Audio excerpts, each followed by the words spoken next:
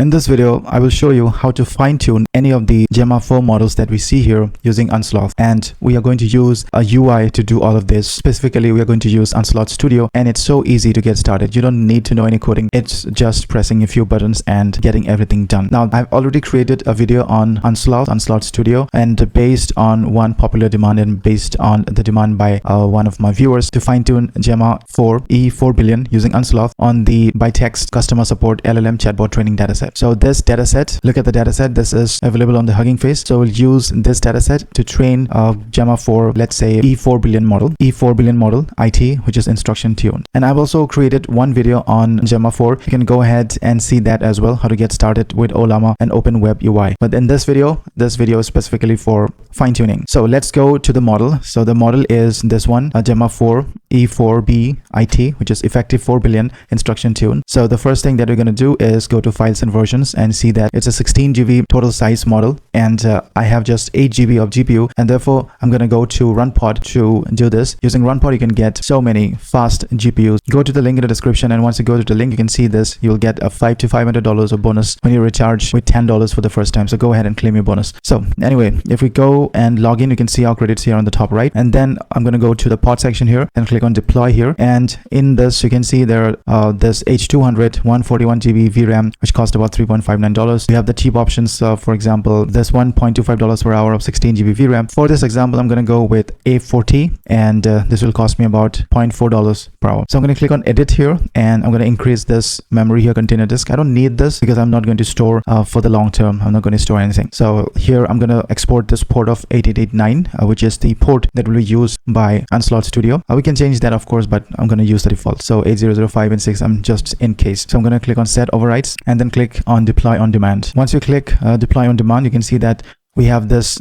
coming up. This GPU is being made ready. I have one instance already running up in which I've run a few cases, so I'm going to show that as well. But when you start it for the first time, you're going to have this thing. So telemetry, you can see this usage, volume usage, uptime, and all the things. You can see on my case, the earlier one which I've already started. If you go to telemetry, you can see uptime is 1 hour, processes, and you can see the different usage. You can see the details. You can see the template section. We're using a PyTorch template. This new one that I've started just now, if I go there and if I click on connect, we can see this Jupyter Lab instance. So if we click on that Jupyter Lab instance, okay, this will start up the Jupyter Lab. I'm going to go to terminal, and I'm going to write just one command, and that command comes from the Unsloth page here. If you go to installations, you're going to see for Mac OS, for Linux, and WSL. Basically, you can use the same command for all these devices. For Windows, however, you're going to go to PowerShell and run this. Okay, so if you want to update at any point of time later, you can use this Unsloth Studio update. So as of now, since I am on Linux, I'm going to copy this command. Okay, you take the code and just run it here. So curl unsloth. So I can see that it's detecting, it's starting up the Unsloth installer, and I can go to the settings theme and change this to dark theme because bright light really affects.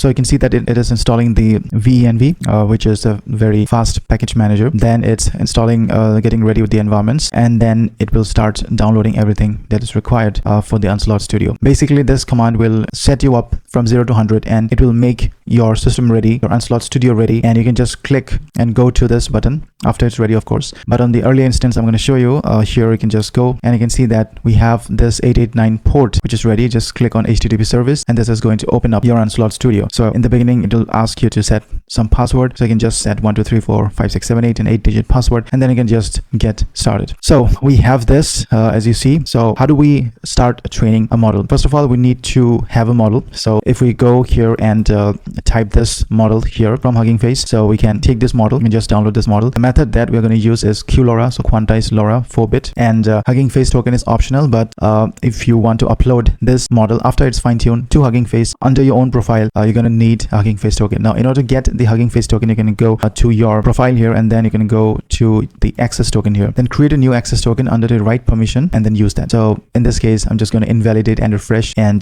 take that new access token and put it here. So the dataset that I'm going to use is this one by text. So this is the dataset, and you can just copy the name of the dataset from the top here, and you can just put the name of the dataset here. So it will find the Huggingface from the Huggingface. You can put your own local datasets as well. But once you click there, you're going to go to view dataset here, and this will help you to view the dataset. Okay, so we have this flags, instruction, category, intent, and response. Now by default, you can see that this is a system prompt. This is the user asking the question, and this is the assistant. So do you want to train in this format? So do you want if the speaker says this, are you gonna get this? But the system prompt looks bad. It's not really matching the intent here. So what I'm gonna do is I'll just click on AI Assist. It will analyze the dataset and it will effectively fit everything and make new system prompts if it is required, so that the entire pipeline is very well structured. So you can see that it generated system prompt. So you are an assistant task responding to customer instruction. You receive a single instruction. And you can see that this is our instruction here, and this is the user flag here, and this is the assistant flag here, meaning we'll not use the categories, the intent and the flag in this fine-tuning process. So in the fine-tuning process, what you will do, you'll just put in system and user, and the answer is assistant. So the weights will be adjusted and that pattern will be learned in the fine-tuning process. So once you have this data ready, you can go ahead to the parameter section. You can see the maximum steps. You can increase this to about, let's say, 500 steps, and then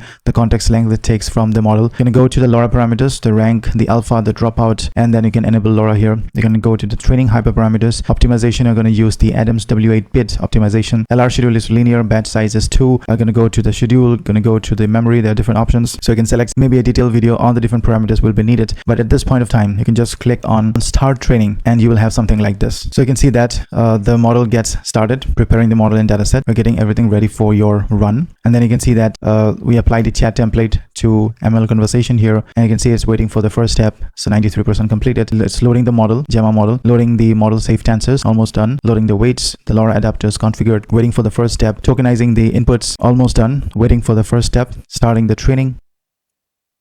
And you can see the training loss, the gradient norms and everything, the flow. It's so easy to get started. It's so easy to conduct the fine tuning. And you can even know if your tuning is going well. It's apparent by the loss decrement and the gradient norm decrement. Once you have that, you're going to go to the history here. So on the history, you can see the previous run that I had. So I'm going to go to the history and you can see that this is completed now. And what you can do right now is you can export this model, this newly fine-tuned model. You can go ahead and export.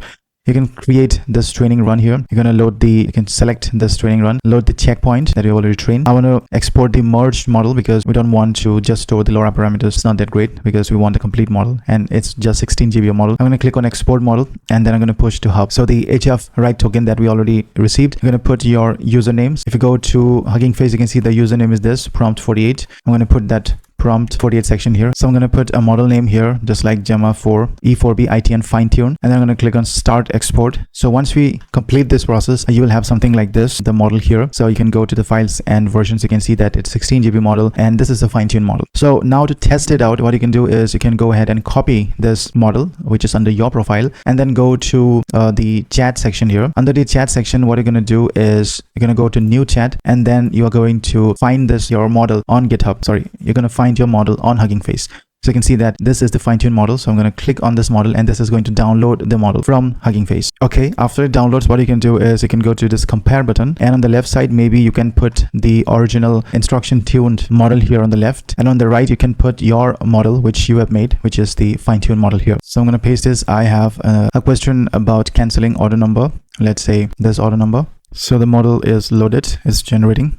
So you can see the response on the left, it's not fine-tuned. It does it says extra, something like if I do not have access, direct access to the real world. But on the right, it is, just 30 steps of fine-tuning. It is going to align with that. So you can have your own dataset and fine-tune with your own dataset. I've just shown you the recipe on how to do this. So I've run this for just 30 steps. You can go ahead and run this for more number of steps so as to align it properly, and also you need to choose the parameters properly here. So this is how you get started with Unsloth fine-tuning. It's so easy to get started, so fast. I've created so many different videos on Unsloth, really old videos, but these again were on the technical side and you really needed some understanding of the technical things to get started. But with this UI interface, it's really easy. Anyone can now fine-tune and publish your models on the Huggingface so that you can use it later whenever you need it. So that's it for this video. Please watch out the new video on Gemma 4.